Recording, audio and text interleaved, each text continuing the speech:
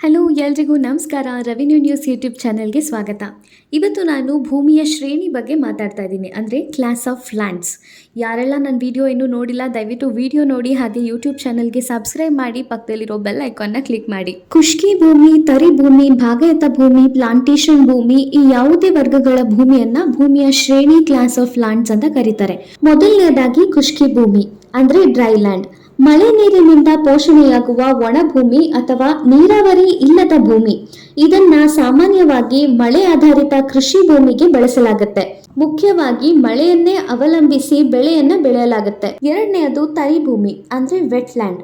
ಮಳೆ ನೀರಿನ ಅಥವಾ ರಾಜ್ಯ ಸರ್ಕಾರದ ಸ್ವತ್ತಾಗಿರದ ಯಾವುದೇ ಜಲಮೂಲದಿಂದ ಪಡೆದ ನೀರಿನ ಉಪಯೋಗದಿಂದ ತರಿ ಬೆಳೆಯಲು ಬೆಳೆಸಲಾಗುವ ಭೂಮಿ ತರಿ ಭೂಮಿ. ಮೂರನೆಯದು ಭಾಗಯುತ ಭೂಮಿ ಅಂದ್ರೆ ಗಾರ್ಡನ್ ಲ್ಯಾಂಡ್. ಪ್ಲಾಂಟೇಶನ್ ಬೆಳೆಯಲ್ಲದ ಇತರ ಭಾಗಯುತ ಬೆಳೆಗಳನ್ನು ಬೆಳೆಸಲಾಗುವ ಭೂಮಿ, ಮತ್ತು ಇದರಲ್ಲಿ ಖುಷ್ಕಿ ಭಾಗಯುತ ಭೂಮಿ ಮತ್ತು ತರಿ ಭಾಗಯುತ ಭೂಮಿಯೂ ಸಹ ಸೇರಿರುತ್ತವೆ.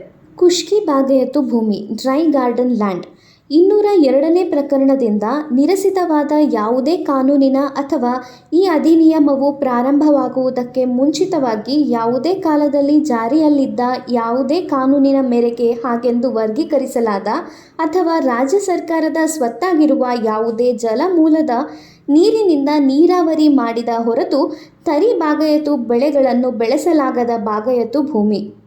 ತರಿ ಭಾಗಯುತ ಭೂಮಿ ವೆಟ್ ಗಾರ್ಡನ್ ಲ್ಯಾಂಡ್. ಮಳೆ ನೀರಿನ ಅಥವಾ ರಾಜ್ಯ ಸರ್ಕಾರದ ಸ್ವತ್ತಾಗಿರದ ಯಾವುದೇ ಜಲಮೂಲದಿಂದ ಪಡೆದ ನೀರಿನ ಉಪಯೋಗದಿಂದ ತರಿ ಭಾಗಯುತ ಬೆಳೆಯನ್ನು ಬೆಳೆಸಲಾಗುವ ಭೂಮಿ. ಕೊನೆಯದಾಗಿ ಪ್ಲಾಂಟೇಶನ್ ಭೂಮಿ.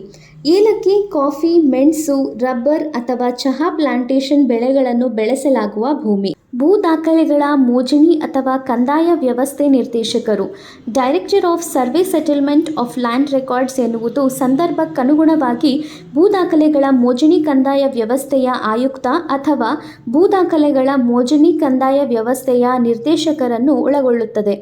ಇನ್ನೂ ಹೆಚ್ಚು ಕಂದಾಯ ಇಲಾಖೆ ಮಾಹಿತಿಗಾಗಿ ರೆವಿನ್ಯೂ ನ್ಯೂಸ್ ಯೂಟ್ಯೂಬ್ ಚಾನೆಲ್ಗೆ ಸಬ್ಸ್ಕ್ರೈಬ್ ಆಗಿ, ಲೈಕ್ ಮಾಡಿ, ಶೇರ್ ಮಾಡಿ. Thank you.